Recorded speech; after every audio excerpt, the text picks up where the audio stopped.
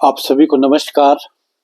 आज हम डॉक्टर यशवंत सिंह परमार नौणी विश्वविद्यालय में यहाँ विराजमान हैं। हमारे साथ हैं नौणी विश्वविद्यालय के यशस्वी कुलपति प्रोफेसर राजेश्वर चंदेल जी, और इनका आज एक और 3 वर्ष का कार्यकाल पूरा हुआ है। सर्वप्रथम डॉक्टर साहब, हम आपका हिमालयन मीडिया की ओर से आपका अभिनंदन, आपका स्वागत। आपने कीमती समय हमें दिया, इसके लिए आपका बहुत बहुत आभार। डॉक्टर साहब, आपका यहाँ 3 वर्ष का कार्यकाल रहा है, और मैं यदि सही मायनों में बात कहूँ, बहुत आपका एक स्मरणीय कार्यकाल रहा है। आपने बहुत से ऐसे काम किए हैं जो अभी तक नहीं हुए थे। विशेषकर आपने जो इस विश्वविद्यालय को हरा भरा करने के लिए कड़े प्रयास किए हैं। तो आपके जो 3 वर्ष के कार्यकाल रहे डॉक्टर साहब, उसका संक्षेप में आप बताएं हमारे दर्शकों को कि जो प्रमुख कार्य आपके रहे हैं 3 वर्षों में, वो क्या क्या रहे। सबसे पहले तो हिमाचल डिजिटल मीडिया का धन्यवाद, और साथ में हितेंद्र जी आपका भी विशेष रूप से कि आपने आज मेरा 3 वर्ष का कार्यकाल पूरा होने के उपलक्ष्य में मुझे एक प्रश्न मेरे सामने खड़ा किया कि मैं अपने काम की विवेचना करूं। और जो मैं 3 साल के काम की विवेचना करूंगा और आपके सामने रखूंगा, तो मुझे लगता है कि आपके साथ जो मेरा साक्षात्कार हो रहा है, तो इसमें प्रधान जी का भी इतना अमूल्य योगदान रहा है कि हमें ऐसा लगा कि हम एक विश्वविद्यालय में नहीं, एक पंचायत के साथ, और एक पंचायत नहीं, इन्होंने आसपास की 5 पंचायतों को जोड़कर एक पारिवारिक रूप में हम सबने मिलकर काम किया। यहां से मैं इंट्रोडक्शन शुरू करके और आपका धन्यवाद करके, देखिए, विकास एक लंबी प्रक्रिया है, और इस विश्वविद्यालय का सौभाग्य रहा है कि इसके अस्तित्व में 1985 में जब डॉक्टर यशवंत सिंह परमार जी के नाम से, हिमाचल निर्माता है, उनके नाम से विश्वविद्यालय बना, और पहले को कुलपति डॉक्टर एम आर ठाकुर आए, उससे लेकर 13 कुलपति हुए, तो सबने अपना महत्वपूर्ण योगदान यहाँ दिया है। क्या बात, बहुत बढ़िया। तो जब मैंने ज्वाइन किया, तो मेरा पहला लक्ष्य था कि जो यहाँ पर काम चल रहा है, अलग अलग हमारे सम्मानित कुलपतियों ने जो यहाँ काम किया, उसको आगे बढ़ाया जाए। और दूसरा, विश्वविद्यालय का संबंध जब तक सबसे पहले अपने आस और पड़ोस से नहीं बनता, तब तक हमारा कार्य विस्तार बाहर करना बेमानी होगी। बहुत बढ़िया। तो स्थानीय पंचायतों के साथ भी हम लोगों ने एक बार सहयोग लेना शुरू किया, और मैं आज विशेष धन्यवाद करूंगा मदन हिमाचली जी का कि जिस समय, जिस दिन हमने आपसे आग्रह किया, आप हमेशा हमारे साथ खड़े हुए। आभार डॉक्टर साहब, धन्यवाद। पिछले 3 वर्षों में भारतीय कृषि अनुसंधान परिषद की क्या अपेक्षाएं हमारे से है, प्रदेश सरकार की अपेक्षाएं हमारे से क्या है, इसके अनुरूप हमने काम करना शुरू किया। तो सबसे पहला तो प्रोजेक्ट्स था, क्योंकि किसी भी विश्वविद्यालय का जो फाइनेंशियल सपोर्ट आती है और रिसर्च आउटकम आती है, वो एक्सटर्नल प्रोजेक्ट से आती है। तो इस साल भी मुझे ध्यान में है कि पिछले साल लगभग 8 करोड़ के प्रोजेक्ट हमारे पास आए, उससे पिछले साल लगभग 9 करोड़ तक हम पहुंचे हैं जी। तो और इस साल, जैसा कि आपने कहा, मुझे पुनर्नियुक्ति नहीं, अभी अगले आदेश तक काम करने के लिए मुझे कहा गया। ठीक है। तो इसके लिए मैं धन्यवाद भी करता हूँ राजभवन का, प्रदेश सरकार का। तो प्रोजेक्ट्स के माध्यम से हम आगे बढ़े, और जैसा आप सबके ध्यान में है कि फाइनेंशियल जो क्रंच है, जो प्रेशर है, प्रदेश सरकार के साथ साथ विश्वविद्यालयों पर भी है जी जी। तो हम कैसे अपनी आंतरिक इनकम को, इंटरनल रिसोर्सेज को बढ़ाएं। जब मैंने ज्वाइन किया तो लगभग 32.5 करोड़ के आसपास हमारी इंटरनल इनकम थी, और पिछले 15 दिन पहले जो मैंने पिछले साल का डेटा लिया है, हम 40 करोड़ और लगभग 72 लाख तक पहुंचे। क्या बात, बहुत बढ़िया। तो बहुत बढ़िया। और हमारा टारगेट है कि आने वाले टाइम में जब तक टोटल बजट का 1/3 हम इंटरनल इनकम नहीं कर लेते, तब तक हमें बड़ी तेजी से आगे बढ़ना है जी। बहुत अच्छा। नए कोर्सेज जोड़ने का हमने प्रयास किया, क्योंकि अभी मल्टी डिसिप्लिनरी जो new education policy, national education policy आई, उसमें मल्टी डिसिप्लिनरी का कंसेप्ट आया है। हर विश्वविद्यालय को मल्टीपल डिसिप्लिन चलाने हैं। तो पिछले 3 वर्षों में हमने BSc natural farming, BSc food science, bachelor in library science, ऐसे कोर्सेज विश्वविद्यालय में जोड़े और लगभग 3000 की संख्या आज हमारे 4 कैंपसेस में विद्यार्थियों की पहुंची है, जो नेशनल एजुकेशन पॉलिसी में मिनिमम रिक्वायरमेंट एक विश्वविद्यालय की होनी चाहिए। बहुत अच्छा। इसके आगे हम बढ़ेंगे तो हमारा ये मानना था, विशेषकर मेरा, क्योंकि मैं स्पोर्ट्समैन भी रहा हूँ, कल्चरल एक्टिविटीज में भी एक्टिविस्ट रहा हूँ, मेरा मानना कि जो बच्चा विश्वविद्यालय में आता है वो डिग्री करके जाता है। जो बच्चा मास्टर्स में आया, डॉक्टरेट में आया, वो डिग्री करके जाएगा। परंतु आज का जो इकोसिस्टम प्रेशर का बना है, बच्चों की रेजिलियंस रियल लाइफ सिचुएशन को फेस करने की कम हुई है, और नशा, तो नशे के लिए तो सबसे पहले मैं प्रधान जी का धन्यवाद करूंगा कि हमने दोनों ने मिलकर पंचायत सभाओं में बैठना, पंचायतों में बात करनी, परिवारों से बात करनी कि कौन बाहर का व्यक्ति अंदर आ रहा है, क्योंकि पंचायत बचेगी तो विश्वविद्यालय बचेगा। और आज गौरव के साथ मैं कह सकता हूं कि हमारा विश्वविद्यालय और हमारी पंचायत इस के प्रकोप से बची है, और हम इसका सामूहिक प्रयास हम इसका कर रहे हैं। परंतु साथ में बच्चों का ज्यादा समय एक्स्ट्रा कोकुरिकुलर एक्टिविटीज में और ग्राउंड में कैसे निकले, तो हमने हर सेमेस्टर में, हर वर्ष, हर एक सेमेस्टर में 3 दिन स्पोर्ट्स मीट और दूसरे सेमेस्टर में 3 दिन हमारा कल्चरल एक्टिविटीज हो, ये इंटर कॉलेज शुरू किया। पहले एक सेमेस्टर में होता था, और इस वर्ष से हमने एक दिन इसका और बढ़ा दिया, जो 3 दिन का था वो 4 दिन आया, ताकि बच्चे पूरे मन से आए, पूरे मन से कंपटीशन में पार्टिसिपेट करें। हमारी ग्राउंड में एक्टिविटी कैसे लंबी चले, तो 2 साल पहले फ्लड लाइट्स लगवा दी थी। तो अभी जितने भी विजिटर यहाँ आते हैं, उनको लगता है कि सबसे अच्छा जो देखने को विश्वविद्यालय में लगता है, वो बच्चों की ग्राउंड में उपस्थिति है, और जिसमें लड़के लड़कियां दोनों बराबर नंबर्स में यहाँ खेलते हैं। सुबह 5 बजे से बास्केटबॉल की कोर्ट में आपको आवाज आना शुरू हो जाती है। पिछले साल से बच्चों को बाहर भेजना शुरू किया, अलग अलग inter college, inter university competition में, और कई जगह तो ऐसा ध्यान में आया कि हमने 12-12 वर्षों के बाद बच्चों को भेजा है। इससे पहले बच्चों को जाना नहीं हो पा रहा था किन्हीं परिस्थितियों के कारण।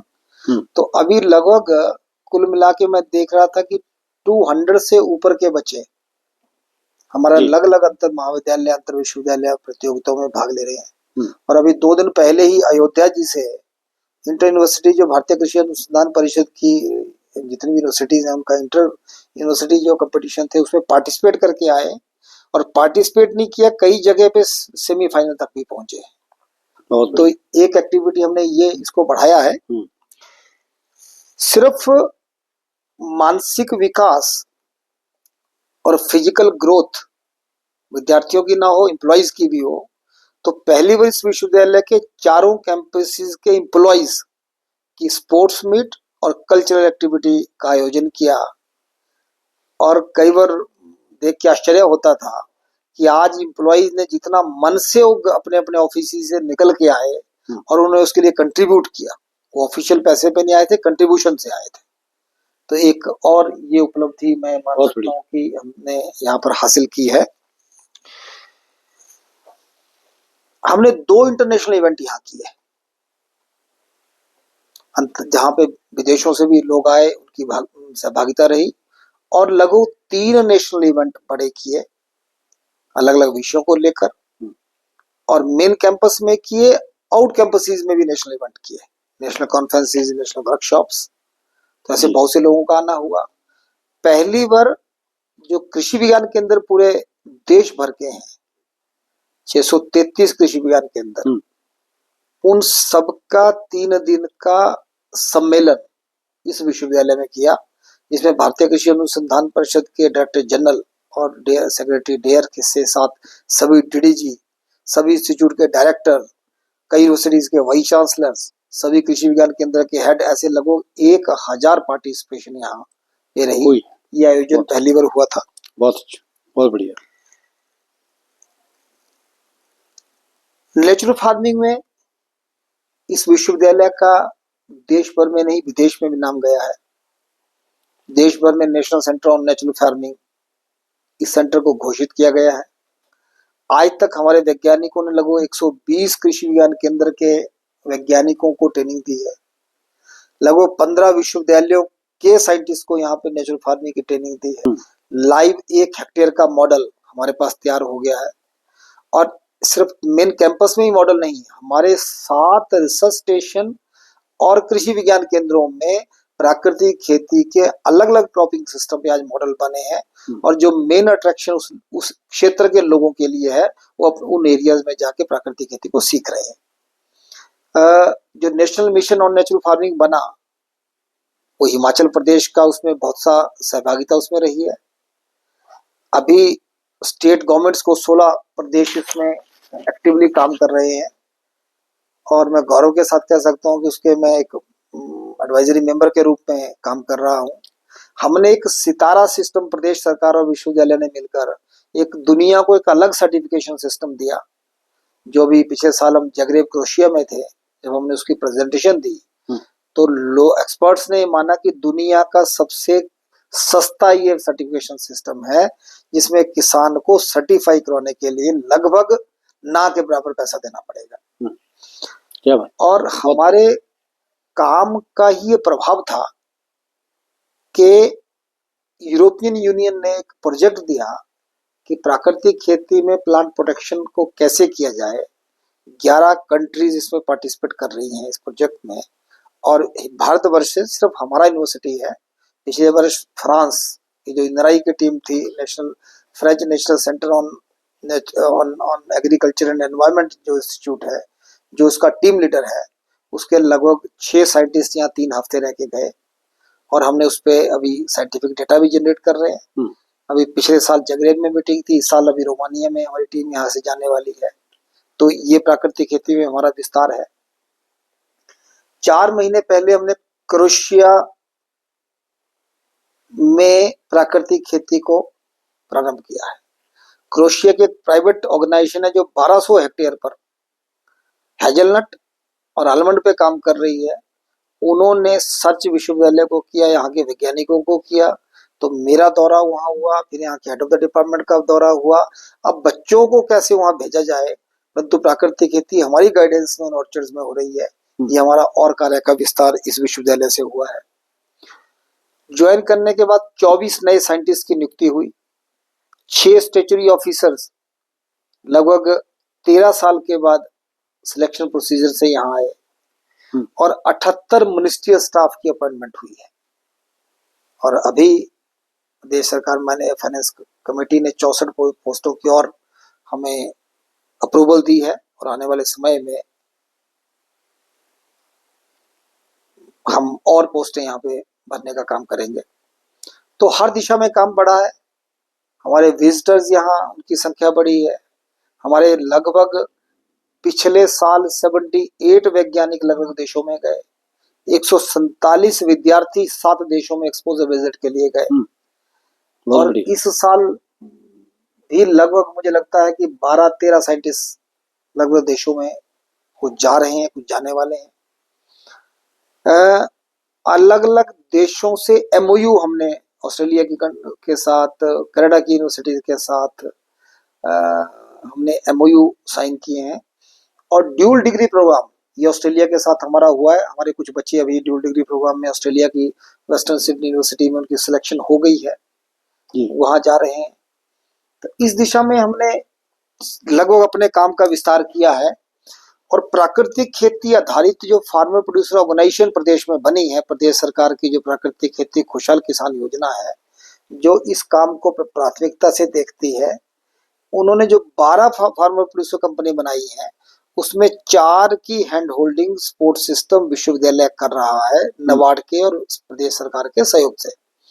तो नबार्ड ने इस विश्वविद्यालय को poppy producer organization promoting institute के नाम से डिक्लेयर किया है, जिससे हम ऑथोराइज हो गया कि उन FPCs को हम सपोर्ट करें, उनका मार्गदर्शन करें।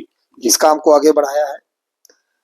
SC/ST कंपोनेंट में हमने एक बड़ा इनोवेटिव काम किया है जी। हमारा मानना था कि जब भी इस कंपोनेंट में भारत सरकार हमें पैसा देती है तो हम अलग अलग जगह जाते फिर वहाँ किसानों की सहायता के लिए कुछ बाजार से सामान खरीद कर एग्रीकल्चर इनपुट हुआ एग्रो केमिकल्स हुए वो बांटते थे। हमने कहा इसमें सबसे पड़ोस की पंचायत को लेना चाहिए, तो सिरमौर जिला की पंचायत जो कोटला पंजोला है जी। कोटला पंजोला में पिछले 2 साल से कंटिन्यूटी में हम काम कर रहे हैं। मशरूम का एक पूरा डेमोन्स्ट्रेशन दिया है और पहले साल डेमोन्स्ट्रेशन दिया, दूसरे साल आज कमर्शियल लेवल पे जो काम करने वाले किसान हैं वो 6 वहां पे तैयार हो गए हैं। इसके बाद बैकयार्ड पोल्ट्री, डेयरी के लिए उनकी कैसे हेल्प हो सकती है, उनका गोट रेयरिंग पे कैसे काम हो सकता है, उनका फॉडर के लिए फॉडर प्लांटेशन कैसे दी जा सकती है। तो सामूहिक रूप से एक पंचायत में काम करना शुरू किया है ताकि 2 साल 3 साल के बाद उनकी एवरेज इनकम में कितना सुधार हुआ उस डेटा को हम जनरेट करने का प्रयास करेंगे। ये वाटरशेड पे कुछ प्रोजेक्ट्स नौणी पंचायत के साथ सबमिट किए हैं। आशा के आने वाले टाइम में जैसे ये प्रोजेक्ट आएंगे तो हम नौणी पंचायत के साथ धारों की धार से लेकर नीचे नौणी तक कैसे वाटर हार्वेस्टिंग पे काम करें, इस दिशा में हम आगे बढ़े हैं। बहुत बढ़िया। इंफ्रास्ट्रक्चर पे हमने काफी काम किया है, पुरानी बिल्डिंगों की रेनोवेशन, पुरानी बिल्डिंगों को खड़ा करना। भारतीय कृषि अनुसंधान परिषद ने पिछले साल हमें नेरी महाविद्यालय के लिए छात्रावास दिया। इस साल मैं धन्यवाद करूंगा प्रदेश सरकार का, माननीय मुख्यमंत्री जी के विशेष प्रयास से हमें 200 की कैपेसिटी के वुमेन वर्किंग हॉस्टल मिल गए हैं, जिसमें 100 का नेरी में और 100 का मेन कैंपस में। तो अभी शॉर्टली हम भूमि पूजन कराने का कोशिश करेंगे और उसके बाद हमारा 100 की वुमेन वर्किंग हॉस्टल जो है विश्वविद्यालय में बन जाएंगे। इस दिशा में हम आगे बढ़े हैं।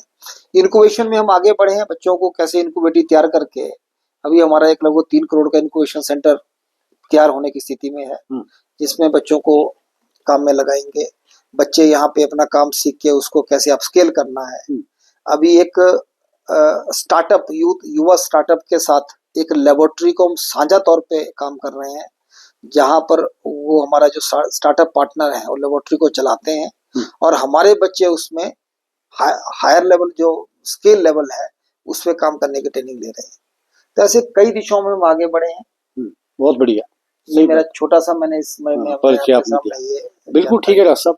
हम वो देख रहे हैं कि इन 3 सालों में प्रशासनिक व्यवस्था में भी आपने सुधार करने का प्रयास किए हैं और यदि मैं ऐसा अतिशयोक्ति नहीं होगी कि आपने राष्ट्र गौरव राष्ट्रभाषा हिंदी में प्रथम बार ऐसा हुआ है कि हमें अधिकारियों के, अपने रजिस्ट्रार के बोर्ड जो भी है वो हिंदी में देखने को मिले। ये डॉक्टर साहब बड़ा काम। और कोई प्रशासनिक व्यवस्था में आपने विशेष सुधार जो किया? एक मैं पिछले प्रश्न का उत्तर छूट गया था बताना, आपने हरा भरा विश्वविद्यालय के लिए कहा जी। तो 2 वर्षों में लगभग अपने 11 हेक्टेयर जमीन पर पौधे लगाने का काम किया है। जी। और जब पौधे लगाए हैं तो उसमें 3 फैक्टर जरूरी माने गए। एक है कि शॉर्ट ड्यूरेशन पे कौन पौधा आएगा जो यूनिवर्सिटी को इनकम देगा। एक लॉन्ग टर्म में 10-15 साल 20 साल के बाद कौन देगा। और तीसरा है कौन पौधे ऐसे हैं जो मधुमक्खियों के लिए सहायक सिद्ध होते हैं पॉलिनेशन के लिए, ताकि हमारी डायवर्सिटी पॉलिनेटर्स की बढ़े। इन विषयों को लेकर लगभग 11 हेक्टेयर को हमने सिर्फ लगाया नहीं है, हर साल उनकी मॉनिटरिंग कर रहे हैं ताकि वो 11 हेक्टेयर में। बहुत बढ़िया। प्रशासनिक सुधार में डिसेंट्रलाइजेशन किया है। बहुत से ऐसे विषय थे जो वाइस चांसलर के पास आते थे, वो अलग अलग जितने हमारे स्टैट्यूटरी अफसर हैं उनको डिसेंट्रलाइजेशन की है। हर केवीके को, हर हेड ऑफ द डिपार्टमेंट को, रिसर्च स्टेशन को कहा है सीधा मीडिया में जाएं, मीडिया से बात करें, अलग अलग एडवाइजरी किसानों को देनी है और रूटीन से जाए। वेबसाइट को हमने एक बड़ा जो अंतर्राष्ट्रीय स्तर की वेबसाइट की एक्सपेक्टेशन होती है उस लेवल तक एक पूरी वेबसाइट को दोबारा बनाया है। विजिटर्स उसमें बढ़ा है। सोशल मीडिया अकाउंट में हमारा अच्छी प्रेजेंस है। तो कुल मिला के, क्योंकि ये जो मैंने प्रोजेक्ट्स की बात की कितने हमारे पास आए हैं, ये डिपेंड करता है स्टैट्यूटरी अफसर की मूवमेंट पर। फंडिंग एजेंसी के पास कितना मूव करते हैं। जी। तो इस दिशा में हम आगे बढ़े हैं और उसके कारण ही जो फाइनेंशियल क्रंचेस के बावजूद भी हम यहाँ पर विकास कर रहे हैं। खेती से सीधा संवाद जो किसान का कार्यक्रम रहा है, ये बहुत सराहनीय रहा है। हिंदी पूरे को हिमाचल प्रदेश लगभग हमारे जितने कार्यक्रम हैं हम्म, उसको हमने हिंदी में हिंदी बदलने में का प्रयास किया है। जी बोर्ड एक पहला प्रयास था, परंतु बोर्ड के बाद हमने विद्यार्थियों को भी ये कहा है जी कि क्योंकि अभी टेक्स्ट बुक आने में समय लगेगा, प्रश्न अंग्रेजी में हो सकता है प्रश्न पत्र, पर जहां वो फंसता है उसको लगता है मैं अंग्रेजी में लिखने की स्थिति में नहीं हूँ, चाहे वो प्रश्न पत्र है, चाहे वो सेमिनार हैं, चाहे वाइवाज हैं, जहां उसको लगता है वो हिंदी में, पंजाबी में, स्थानीय भाषा में, जिसमें भी वो कंफर्टेबल है उसमें वो कर रखने की सकते उसको जी अनुमति है। जी इस दिशा में हम आगे बढ़े हैं। बहुत बढ़िया। ये डॉक्टर साहब आपने बड़ी विस्तृत जानकारी दी, और खासकर जो राष्ट्र गौरव राष्ट्रभाषा हिंदी में काम हुए हैं, ये एक बहुत ही स्तरीय और अपनी तरह का आज तक के कार्यकाल में बहुत बड़ा ये काम हुआ है। तो डॉक्टर साहब आप ये बताएं कि जो हमारा ये प्राकृतिक खेती का है, तो इसमें आप कितना अधूरा समझते हैं इसको, कि कितना अधूरा काम है जो अभी और किया जाना है? देखिए, बदलाव समय लेता है जी और अगर हम बदलाव की कल्पना परमानेंट से करते हैं तो समय लगना चाहिए। भारत सरकार की अब नेशनल मिशन जो आ गया और हिमाचल प्रदेश की एक प्रमुख स्कीम रही है, इसमें कितना प्राथमिकता सरकार की बनी है कि पिछले साल माननीय मुख्यमंत्री ने घोषणा की थी कि 40 रुपए और 30 रुपए, 40 रुपए में गेहूं खरीदी जाएगी और 30 की मक्का जो प्राकृतिक खेती से ग्रो करेगी। प्राकृतिक जी एक साल में उस कीमत को बढ़ा के 60 रुपए और 40 रुपए कर दिया कर और 90 रुपए हल्दी का कर दिया। ठीक है। अभी पांगी को प्राकृतिक खेती गांव ब्लॉक घोषित कर दिया। हम अभी स्पीति वैली में एक पंचायत को हुडलिंग को प्राकृतिक खेती में अभी योजना बन रही है, उसको बदलना है। तो अधूरा नहीं है। हिमाचल प्रदेश सरकार की जो प्राकृतिक खेती खुशहाल किसान योजना जो यूनिट है, वो बड़ा तेजी से एग्रेसिवली इस पे काम कर रहा है। विश्वविद्यालय सहयोगी है इस योजना का, तो साथ में हम मिलजुल के काम करके इसको आगे बढ़ा रहे हैं।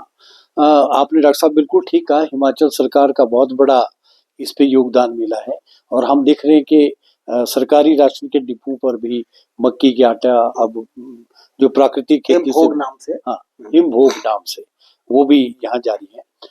तो डॉक्टर साहब आपने बहुत हमें कीमती समय दिया, और कोई विशेष आप संदेश या विशेष बात हमारे किसानों से साझा करना चाहे तो आप कर सकते हैं कि हम प्राकृतिक खेती को किस तरह से बढ़ावा दें। मेरा आज के इस माध्यम से किसानों के लिए जो संदेश रहेगा जी कि अपने बच्चों को अपने साथ थोड़ी थोड़ी देर के लिए खेत में जरूर ले जाएं। हाँ ये बात, बच्चों को कभी 6 महीने में विश्वविद्यालय में घूमने के लिए जरूर लाएं जी क्योंकि जब तक बच्चों का एक्सपोजर नहीं होगा तब तक बच्चा ये समझेगा नहीं कि जो पुराने वक्त की खेती हल और बैल खेती थी वो हाईटेक खेती बन चुकी है। कैसे प्राकृतिक खेती हाईटेक इसको बनाकर हम इसका ड्रोन का प्रयोग करें, हम इसमें कैसे हम हाईटेक करके इसमें जितने भी इनपुट्स जाते हैं उसको हैंडल कर रहे हैं, कैसे उसमें वैल्यू एडिशन करें, कैसे उसकी ब्रांडिंग करें।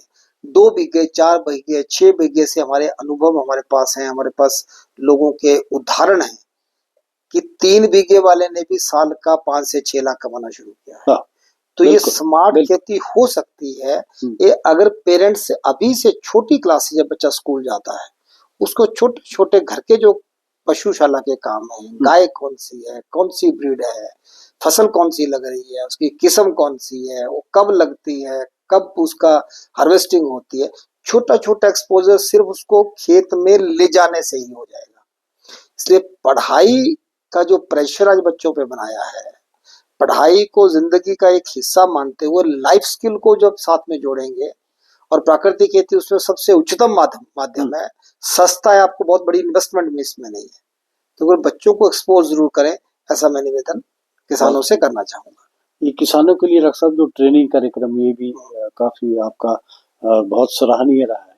तो अक्सर अधिकांश किसान न केवल हिमाचल प्रदेश के बल्कि पूरे भारत से यहाँ आते रहें और ये लेते रहें, ट्रेनिंग लेते रहें, तो इसके लिए भी डॉक्टर साहब ये जारी रहेगा आपके कार्यकाल में, और भी ये तेजी से जारी रहेगा? देखिए, ट्रेनिंग में हमारा विस्तार हुआ है। नेपाल सरकार के साथ 5 साल का हमारा करार हुआ है कि उनके जो अधिकारी और किसान हमारे यहाँ प्राकृतिक खेती सीखेंगे। जी।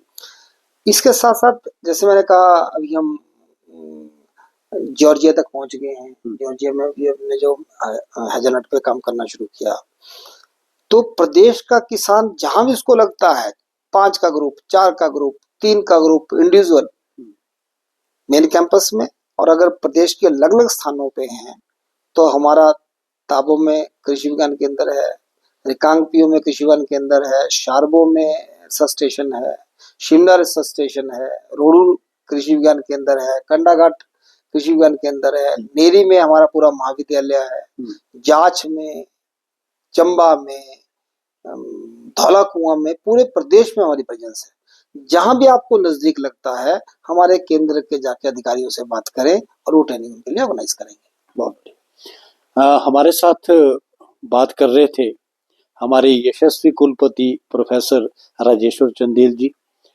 इनका आज 3 वर्ष का कार्यकाल भी पूरा हुआ है।